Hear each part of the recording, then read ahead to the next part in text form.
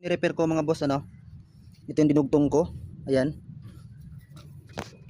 Ito kasi yung dati mga boss, oh, ito, napaka ano na, bulok na talaga, kinain na ng kalawang yung bakal niya. Kaya ito, ang ginawa ko naman mga boss is tubular, kasi makapal yung tubular, kasing kapalan din nito. So, binalik ko lang din sa dati, ayun, napakakinis na yan mga boss, oh. Lihain ko na lang ulit yan ng 1,000. Tapos bukas siguro pa-primer ko na yan.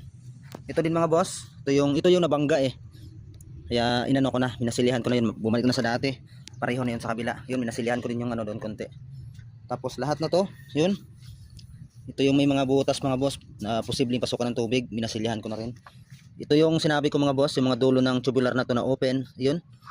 Wala na. Kita nyo naman oh. Yun, wala na. Pati yung kabila. So lahat ng posibleng pasukan ng tubig nilagay ko ng masilya. Yung iba nito mga boss is epoxy.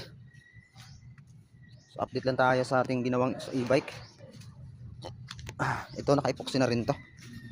So bukas linisin ko na yan. Andun pang iba sa kubo, yung takip nya. Pati yun ipapabricate ko din yun.